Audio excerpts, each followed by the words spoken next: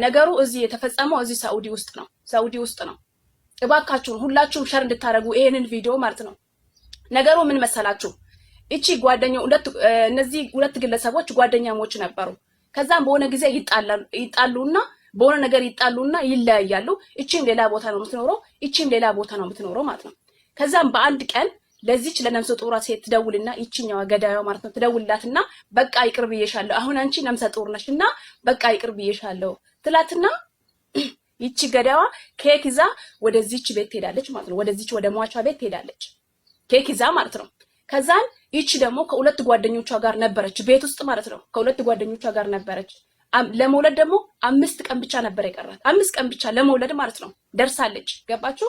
ከዛን ኬክ ለሶስታቸውም ትሰጣቸዋለች። አንቺ ቢ ስትባል ግን አይ እኔ አልበላም እናንተ ብሉ ትላቸውና ሶስታቸውንም ኬክ ሰጠቻቸው። ከዛን እነሱም ሶስቱ ያው እንግዲህ እንግዳ ይዞ የመጣ ነገር ነውና ቀመሱ፣ በሉት ኬኩን ማለት ነው። ከበሉ በኋላ ግን የተፈጠረው ሌላ ነገር ነው። ሶስታቸውም ራሳቸውን ስቶ መውደቅ ጀመሩ፣ ወደቁ፣ አረፋ መድፈቅ ጀመሩ ማለት ነው። ኬኩን የወሰደችው ይቺ ገዳዋ ለካ ምንድነው መርዝ ጨምራበት ነው የወሰደችው ማለት ነው። ይቺኛው የእውነት ከልቧ ይቅርታ ያደረገችላት መስሏታል፣ አመነቻት። ይቺ ግን ቂም ይዛባታለች። እንግዲህ አስቡ፣ ይቺ ነፍሰ በላ ማለት ነው። የእውነት ሰው እንዴት በዚህ ልክ የፈለገ ነገር ብትበድላት እንኳን እንዴት ነፍሰ ጡር ሴት ላይ ይጨክናል? እንዴት ሁለት ነፍስ ላይ ሰው ይጨክናል? በእግዚአብሔር እውነት በስመ አብ። ለመውለድ 5 ቀን የቀራት ሴት ልጅ እንዴት ነው ምን አይነት ጭካኔ ነው ይሄ? ከዛን ኬኩን በሉ። ከበሉ በኋላ አረፋ መድፈቅ ጀመረች፣ ወደቁ፣ ሶስታቸውም ወደቁ። ከዛም በኋላ በወደቀችበት ቦታ ይቺ ገዳይ ምን ታረጋታለች? በሆዳ ደፍታት፣ ነፍሰ ጡር ሴት ሆዳ እንደዚህ የወጣ እንዲህ ድፍት አድርገት ወገቧ ላይ ቁጭ ብላ ታላግጥባታለች ማለት ነው። ወገቧ ላይ ቁጭ ብላ ትስቃለች። በቃ እንደሌላ ነገር ነው የምትሆነው። ሁለት ጓደኞቿ ሌሊቱን ሙሉ የታመሙ አድሮ ጠዋት ወደ ሕክምና ተወሰዱ። መርዙ ተጠረገላቸው። እነሱ ናቸው እንግዲህ ይሄን ሁሉ የሚናገሩት ማለት ነው።